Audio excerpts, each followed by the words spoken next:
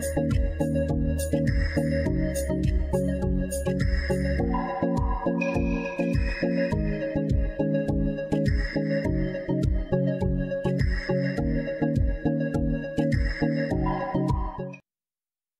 kawan-kawan, waktu berlalu sangat cepat. Kita sudah berada di penghujung tahun 2023. 2023 yang tahun kelinci sebentar lagi akan berakhir, diganti oleh tahun naga. Tahun naga seperti ini. Nah, tahun naga 2024 itu disebut naga kayu. Nah, sekarang kita akan berbincang sebentar dengan si naga kayu. Kita mengambil tanggal pergantian tahun, di mana tanggal pergantian tahun itu dia akan muncul fase yang seperti ini, atau hasta-aksara seperti ini. Hasta-aksara ini adalah sebuah hasta-aksara yang bisa dikatakan hasta-aksara yang cukup baik, ya, cukup baik. Kalau di 2022, 2023, saya mengatakan akan ada perang. Ternyata 2022 perangnya di awal, 2023 perangnya hampir di akhir. Dan itu betul, memang ada perang. 2024, di sini yang terlihat ini bukan perang. Suatu keadaan yang memang masih ada ketegangan, tetapi tahun seperti ini dia itu akan diwakili oleh si tanah besar, di mana tanah besar itu bisa dikatakan sebuah elemen yang mewakili jalan tengah, karena tanah itu adalah tengah. Ya. Kemudian elemen yang cukup bagus itu adalah kayu besarnya. Ya. Kayu besar di sini cukup baik. Artinya di tahun 2024 nanti, si kayu besar ini akan cukup dominan. Ya. Kayu besar itu kita bisa menyamakan dengan kelompok timur. Ya, ada di timur. Di timur, di Asia, negara yang paling kuat, paling besar, ya, saat ini adalah Tiongkok. Ya. Jadi, 2024, Tiongkok akan memiliki peran yang cukup baik, di mana dua huruf ini dan dua huruf ini masih terjadi semacam interaksi. Dua huruf ini interaksinya menandakan tentang keuangan. Interaksi yang ada kaitannya dengan keuangan.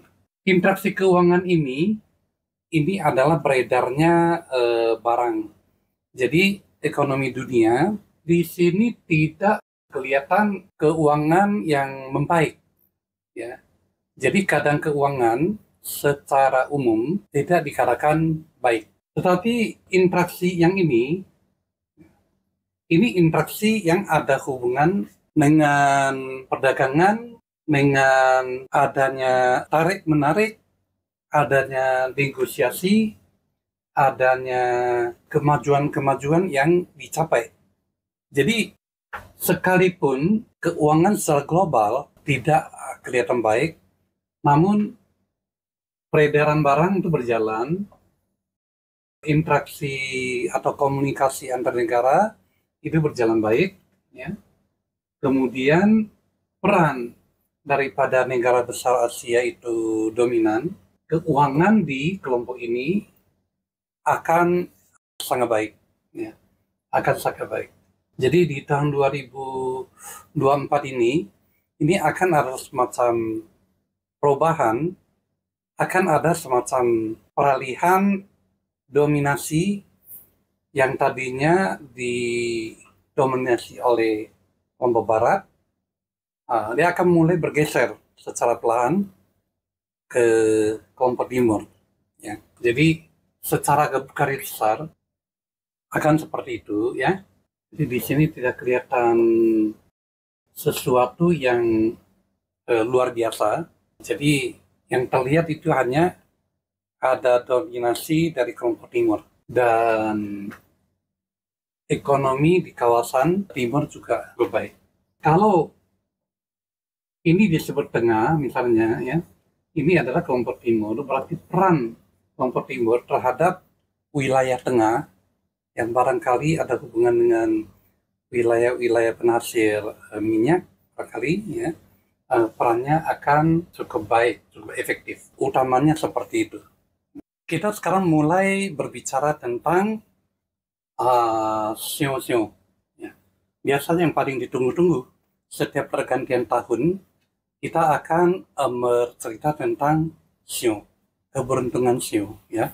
Tapi perlu saya ingatkan kembali bahwa keberuntungan sio itu adalah suatu hiburan setiap pergantian tahun itu aja. Ya, tidak berarti sio itu pasti terjadi seperti itu. Yang betul itu adalah harus dari tanggal lahir yang utuh. Itu tanggal lahir yang meliputi tahun lahir, bulan lahir, hari atau tanggalnya lahir, dan jam lahir secara utuh. Dari 4 faktor itu, yang disebut 4 pilar, kemudian dibagi menjadi 8 huruf. Itulah yang kita sebut dengan hasta aksara. Dan setiap orang itu hasta aksaranya berbeda. Walaupun ada hasta aksaranya persis sama, tapi karena latar pendidikan yang berbeda, ataupun dari kelompok masyarakat yang berbeda, ataupun dari negara yang berbeda, dan lain-lain, semuanya berpengaruh. Bahkan orang yang lahir kembar pun, tanggal lahirnya tidak sama, ya. Ceritanya tidak akan sama.